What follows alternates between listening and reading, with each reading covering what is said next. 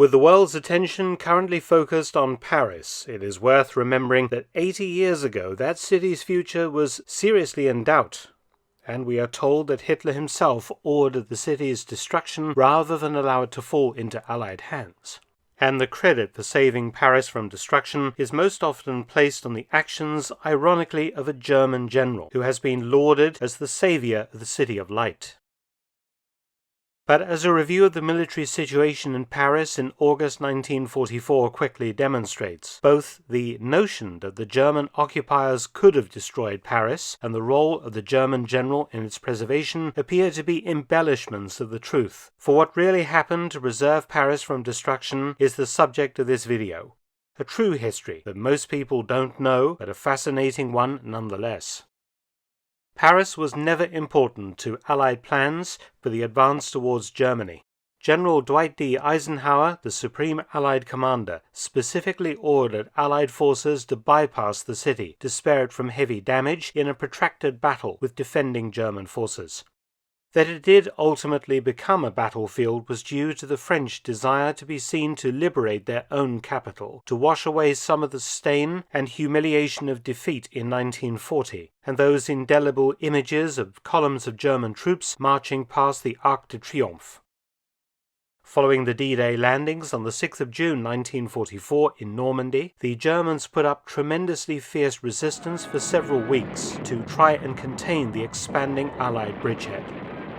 The Allies eventually managed to break out, outflanking the Germans and forcing them into a haphazard retreat towards the Seine River, culminating in a terrible battle around the town of Falaise between the 12th and the 21st of August, during which German divisions were pounded to pieces or forced to abandon most of their tanks and heavy equipment and escape on foot from the Allied encirclement.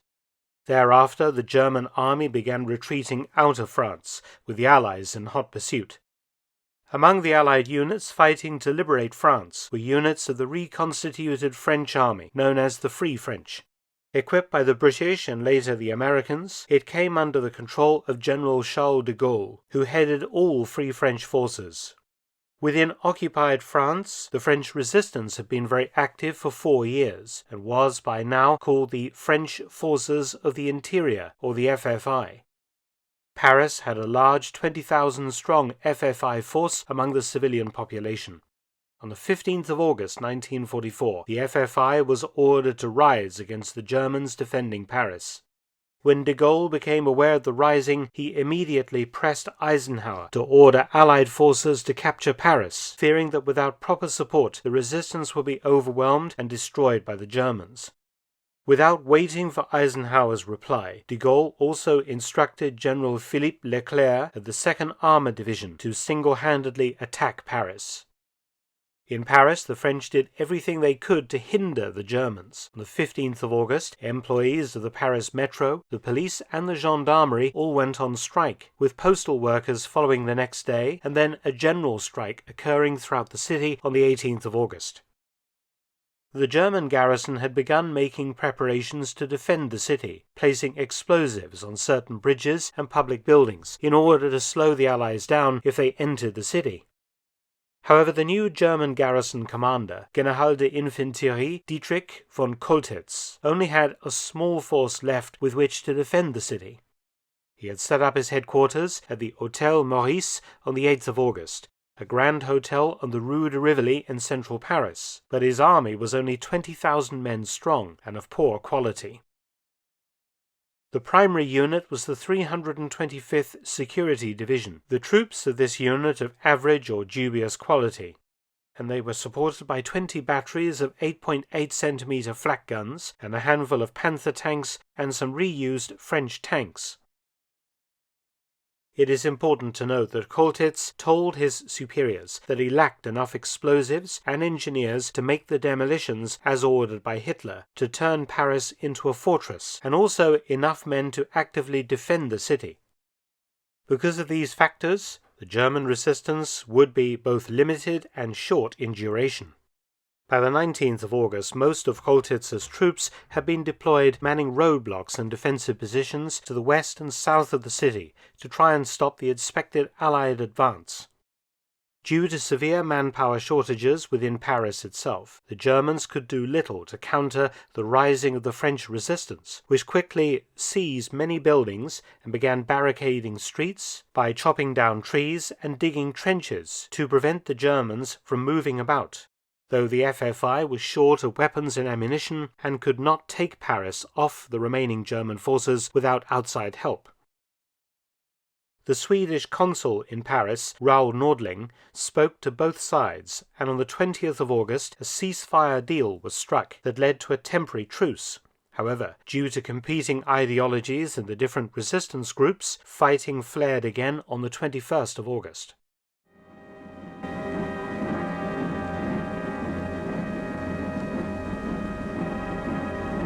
German tanks tried vainly to find soft spots near the Hôtel de Ville.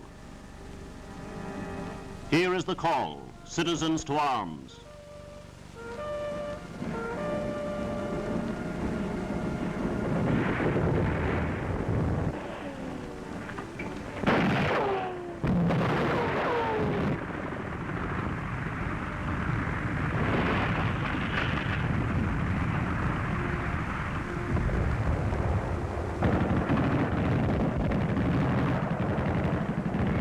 German snipers open up on the roof of Notre Dame.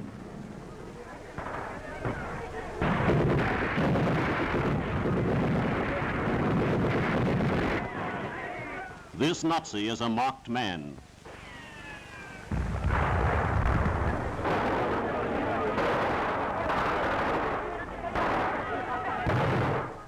And this German convoy is doomed. It will never escape.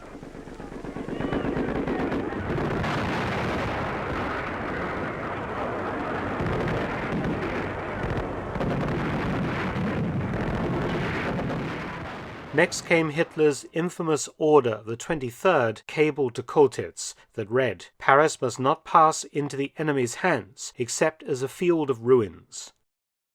Choltitz's forces had laid explosives at several bridges and monuments, as per the original order to defend the city, but Hitler's new order to destroy as much of Paris as possible was an act of senseless destruction. Realistically, the Germans could not, at this stage, have carried out such an order even if Choltitz had decided to do so.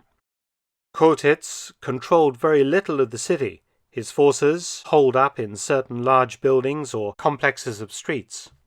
The FFI's roadblocks and trenches made general vehicular movement in the city very difficult and dangerous, and attempts to plant more demolition charges would have resulted in German casualties. True, some bridges and monuments had been wired for demolition, but Choltitz chose not to carry out Hitler's order, especially once it was reported to him at dawn on the 24th of August that Allied armoured forces had reached the edge of the city. General Leclerc split his French 2nd Armoured Division into two columns, fighting towards the city through stiff German resistance on its outskirts. In order to give the FFI forces inside the city hope, Leclerc ordered a small detachment to drive for the city centre. Choltitz had ordered the Germans to fight back against the FFI forces in central Paris. The day before, German forces had opened fire on the Grand Palais, an FFI stronghold, and German tanks had opened fire on French barricades blocking some of the streets. But Choltitz held off on the wholesale destruction demanded by Hitler. Leclerc's vanguard force consisted of Captain Raymond Dron and 160 men of the 9th Company of the Regiment du Marche de Chade, 146 men of this unit being Spanish Republicans. Dron's force travelled in US-built half-tracks and jeeps with a platoon of Sherman tanks for heavy support. Dron's company entered Paris via the Porte d'Italie and by 9:22 p.m. on the 24th of August had reached the Hôtel de Ville, the Paris City Hall. They opened fire on German troops. Mobbed by jubilant civilians, Dron ordered all bells in the city to be rung, including those at Notre Dame and the Sacré-Cœur. Dron was escorted to Choltitz's command post at the Hôtel Maurice, where he requested that the German generals surrender. The following morning, elements of the US 4th Infantry Division entered Paris, and they reached the Place de la Bastille. and by the afternoon of the 25th of August, the British 30 Assault Unit was embroiled in a battle to capture a German naval facility housed at the Château de la Muette, believed to be Grand Admiral Karl Dönitz's U-boat headquarters for France. In the meantime, Dron's 9th Company attacked the Chamber of Deputies, the Hotel Majestic, and the Place de la Concorde, with fighting continuing in many parts of central Paris. Choltitz was under great pressure from Hitler to begin the destruction of the city, by this stage a military impossibility. Perhaps not wishing to be remembered as the man who had caused senseless destruction of those buildings still within his reach, and undoubtedly keen to receive good treatment at the hands of the Allies, particularly as it would later emerge that he had a lot of blood on his hands from his actions in Russia, when as a regimental commander he had overseen the death by shootings of 15,000 Jews and Gypsies in December 1941 at Simferopol in Crimea, making Choltitz complicit in mass murder. The myth that Choltitz saved Paris is just that, a myth, for at absolutely no point during the battle for the city could the weak and small forces under his command in central Paris have effected the widespread destruction ordered by Hitler. The myth appears to have been perpetuated by the Allies to justify the French 2nd Armoured Division's refusal to follow US orders, and to cover up the dissension within the Allied ranks between the French and the Anglo-American Higher Command. De Gaulle's objective in capturing Paris was to visibly liberate France's capital using French military forces.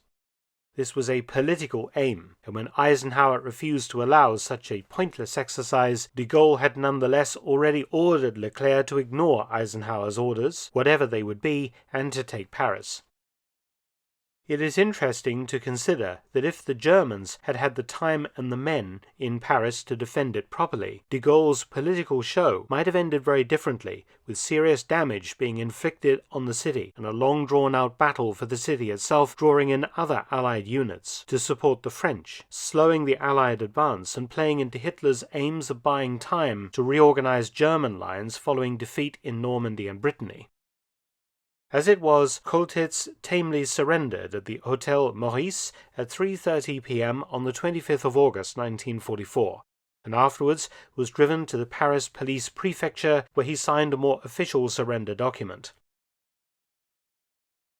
Finally, he was driven to General Leclerc's command post at the Gare Montparnasse, signing a third surrender document ending all fighting in Paris.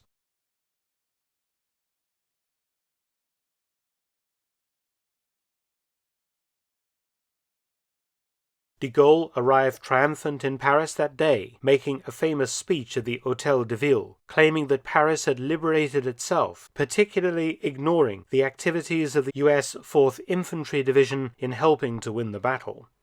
The French 2nd Armoured Division paraded triumphantly down the Champs-Élysées on the 26th of August, before a crowd of 2 million Parisians. However, in the Place de la Concorde, German snipers opened fire from the Hôtel de Crillon as de Gaulle entered the square, but were quickly dealt with. The US 4th Infantry Division belatedly marched through Paris itself on the 29th of August, through joyous crowds. The French resistance lost 1,600 killed in the battle, and the Free French forces 130 dead. 3,200 German soldiers died, and 12,800 were taken prisoner. Von Choltitz was taken into British captivity for interrogation, and later transferred to Camp Clinton in Mississippi. He was never charged with war crimes, though he had been secretly recorded in London discussing shooting thousands of civilians on the Eastern Front. I think the reason he was never prosecuted was probably private French pressure. They didn't want too much attention drawn to the saviour of Paris turning out to be a war criminal. Released in 1947, in 1956 he revisited Paris and was recognized by the head barman at the Hôtel Maurice, his 1944 command post. He died in Baden-Baden in 1966 from pulmonary emphysema, and his funeral was attended by several high-ranking French officers. In many ways, Choltitz became part of the French political theatre of de Gaulle, and of course will be tied forever to the history of Paris as its saviour, even though that is, in many regards, quite untrue. Thanks for watching. Please subscribe and share, and also visit my audiobook channel, War Stories with Mark Felton. You can also help to support both of my channels at PayPal and Patreon. Details in the description box below.